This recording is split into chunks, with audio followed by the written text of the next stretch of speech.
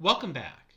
So today we're going to talk about something that is a little bit outside of what your book talks about at this point, but I think it's a really important concept to get down before we get into the next chapter. And so I'm going to spend a little bit of time today talking about a new class of operators. Okay, so what do I mean by class of operators? Well, you've already seen one class of operators. Actually, you probably have seen a couple with it. No, but you've seen one that we've explicitly talked about, and that are the Hermitian operators. And if I have a Hermitian operator, that means its Hermitian adjoint is equal to itself, right? H dagger equals H. And because it's Hermitian, there's a whole bunch of qualities that come along with being Hermitian. The most important one that we have is that the eigenvalues of Hermitian matrices are real. And therefore, they're a really good mathematical tool that we can use to think about measurables, right? If I can actually build a device, then there's some Hermitian operator associated with that device. And I'm guaranteed that the states that come out of that device each correspond to some real number, some real eigenvalue. So one real eigenvalue, one measurement for every pure state.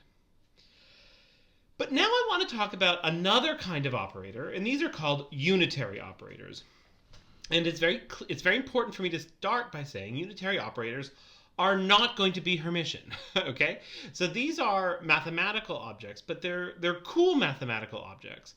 I can't build a box that represents a Hermitian, that represents a unitary operator. Well, okay, maybe there are some that I can build a thing. We'll get back to that later. But I don't want to think about this now as being something that I'm going to measure. Okay, maybe it could be a device, but it's really I don't have the ability to take real number measurements with it. Okay. And the reason that we're going to call it unitary is because there's the unit thing there's a one that shows up all over the place, right? There's an identity. And so a unitary matrix is one where the Hermitian conjugate times the matrix is equal to the identity matrix, okay? And this is really a very different thing than we saw with the Hermitian matrices, right?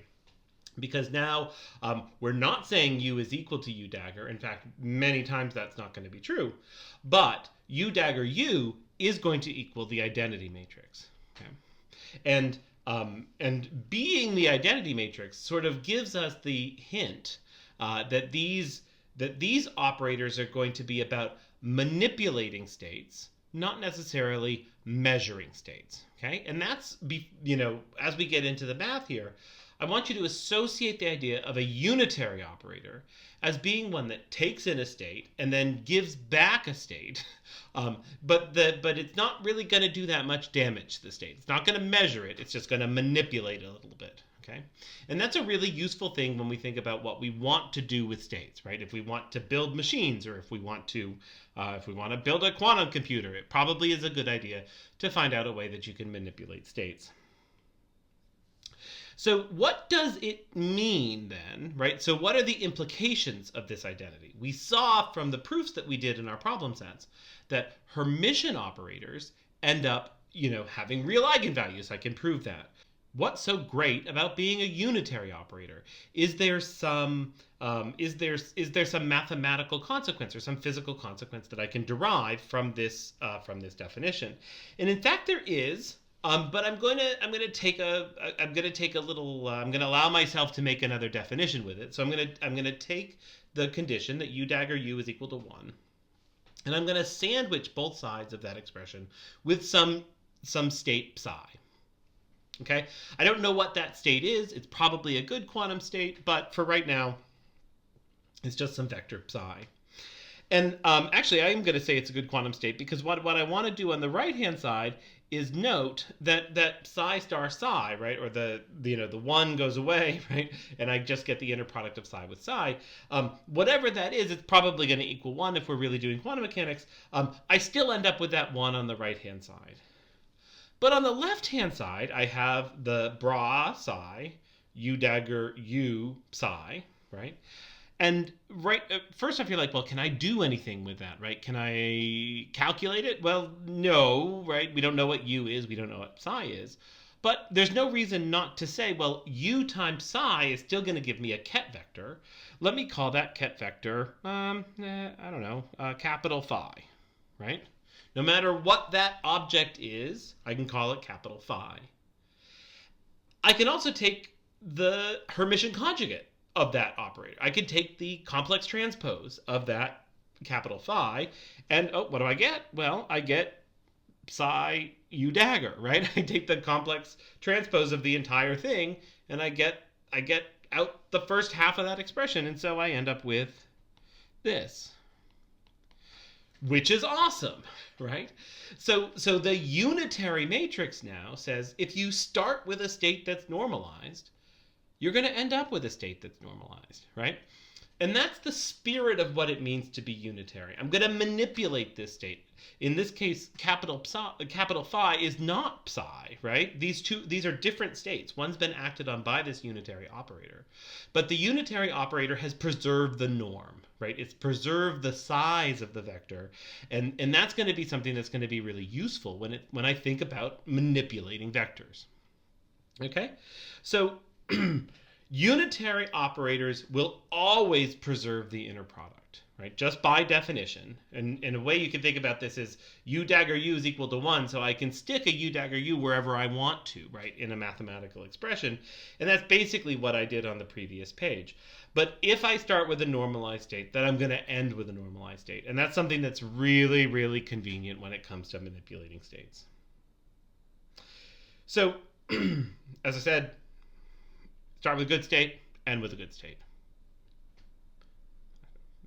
Like your unit, I don't know. Anyway, let me give you an example. Okay, I'm going to call my unitary operator the 2x2 matrix 0, 1, 1, 0. Do I know that this is unitary? Well, maybe I should take a moment, right, and check and make sure that it's unitary. So I need to do u dagger u. Well, u dagger is going to take that 0, 1, 1, 0, and it's going to do the complex transpose of it. Luckily, that's a pretty easy one to do. Multiply it by itself. And when I do out this matrix multiplication, I get 0 times 0 plus 1 times 1 is 1, 0, 0, 0, 0, 0, 1, and check. Okay, it's a unitary operator. Then let me take this state psi. Sorry about missing the ket notation there. My state psi is just going to be 1 over 5, 3, 4. And now I can construct what happens when I act on psi with the unitary operator. And I'm going to get that it's 0, 1, 1, 0 times blah, blah, blah. The 1/5 goes in front, right? You know that. And then 0 times 3 plus 1 times 4 gives me 4. And 3 times 1 plus 0 times 4 gives me 3. And it's clear that I haven't changed the norm of this vector, right?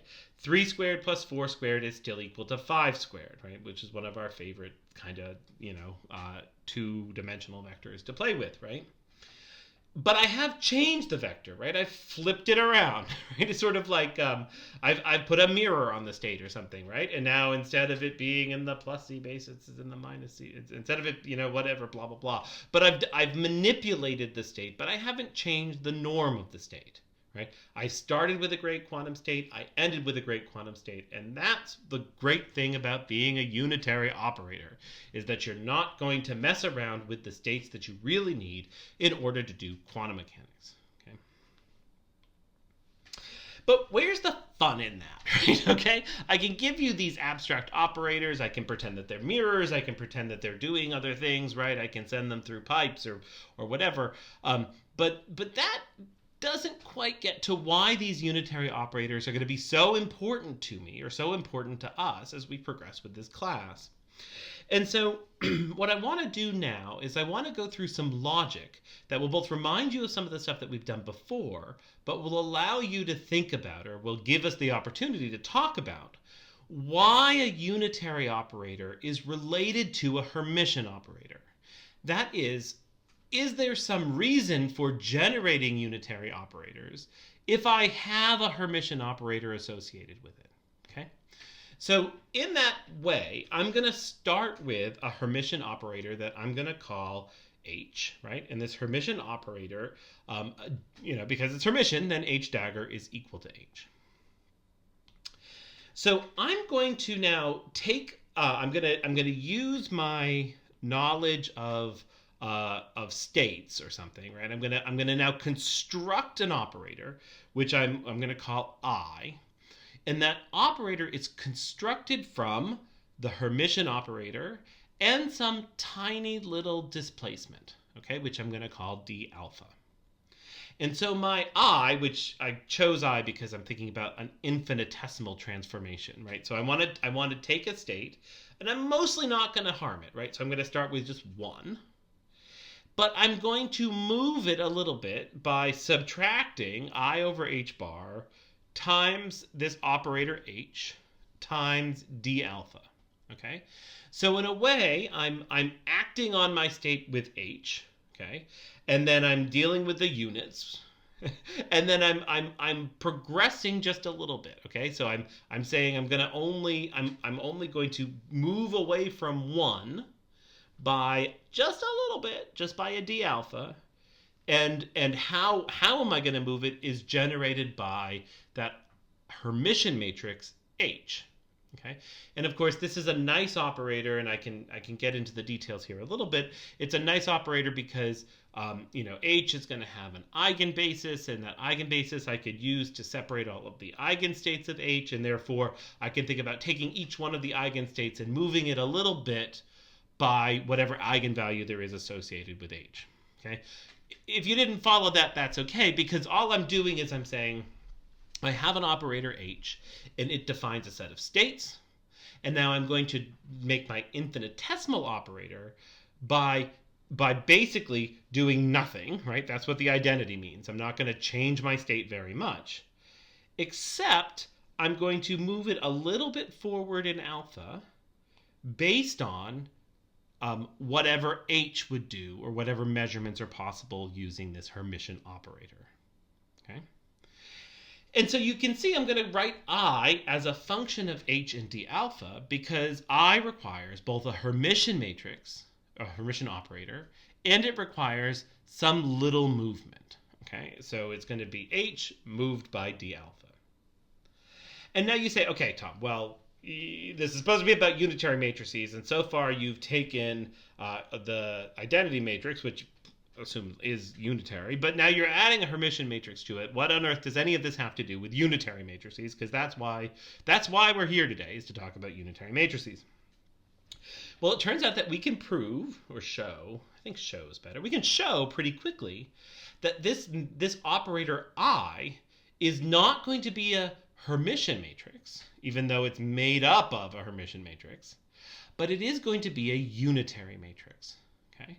And so if I take I dagger I, when I take the dagger, I have to take the complex conjugate, adjoint, transpose, whatever words you want to use, right? The H turns to an H dagger, the I goes to a minus I, and so I have 1 plus I over H bar, H dagger, d alpha, times 1 minus I over H bar, H d alpha.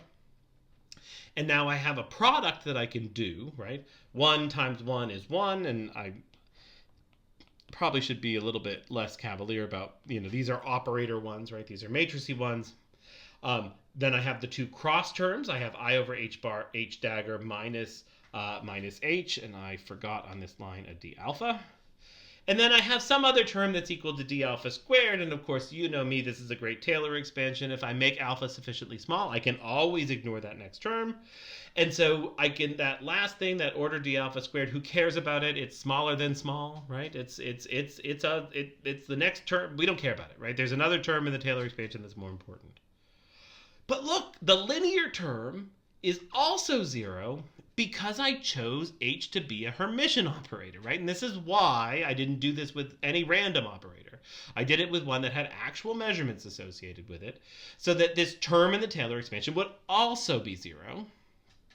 And then I'm left with the fact that I dagger I is identically equal to the identity, right? And so I, this infinitesimal transformation, is a unitary matrix. Okay? And if you like, because the only difference between I dagger and I, well, there's a sign and then there's an adjoint, but you can think about the sign as being, well, I'm going to transform it a little bit forward, right? A little bit in the d alpha direction, and then maybe I'll transform it a little bit back in the d alpha direction. And as long as I don't go too far, at least for now, as long as I, just go by d alpha, then I don't have to worry so much, right? It's just gonna be fine. Right? I end up back where I started. I get back the identity. And so, so I can start to build then that infinitesimal transformations like this will definitely leave me with unitary operators. Okay. All right. Well, here's where the magic happens. Rather than going by a tiny amount, rather than going by an infinitesimal amount, I really want to translate my system by some finite amount, which I'm going to now call alpha. And I'm going to do it in steps. And so I'm going to say that alpha is equal to d alpha times some capital N, right? Or if you like, I could define d alpha as being alpha over n, right? I could say I'm going to go all of alpha, but in tiny little steps, right? And then I'm going to build this operator u right here. I'm going to build u out of h and that finite translation alpha by taking the limit as n goes to infinity of taking little infinitesimal translations. Okay? And now you don't have to trust me with the next step because I promise you it's going to be on the next problem set. But what we can show is that when I do this product out, right, when I go to the limit as n goes to infinity and I take all of those little steps, it turns out I'm not just going to be able to multiply it like I did with the in the previous part, right? But that set of infinitesimal steps turns out to be an exponential function where the operator now is caught inside the exponential function. And now this should be giving you beautiful memories. Maybe it's shell shock, maybe it's elation, I don't know. But this should give you memories of things that we've been doing with some of our operators before, is that I can define a finite translation, a unitary operator, based on some Hermitian operator, where the unitary operator is e to the minus I h alpha over h bar. So I'm using h to generate the translation u. H is Hermitian, u is unitary, right? And that's what's going to give us this beautiful relationship.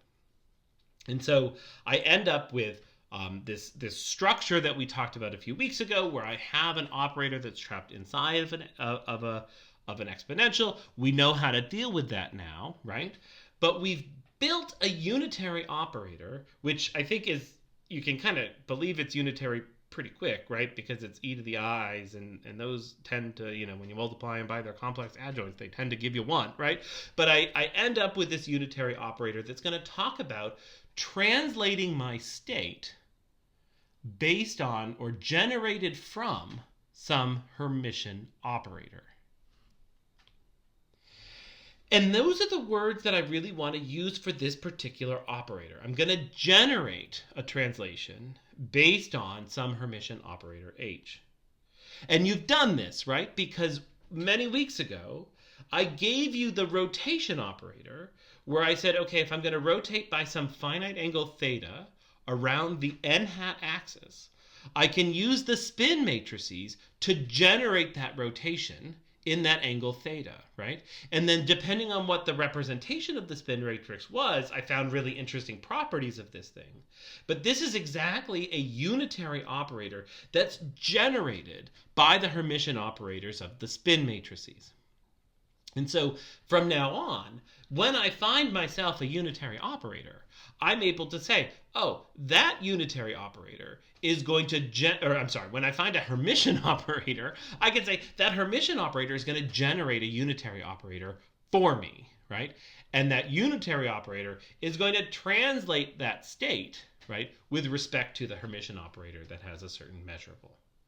Okay, and that the words there are pretty grown up or something, right? But you can deconstruct that by just really thinking about generating this unitary operator, which will manipulate the state, by thinking about how the eigenstates of the Hermitian operator are going to allow you to move the different eigenvectors of your state.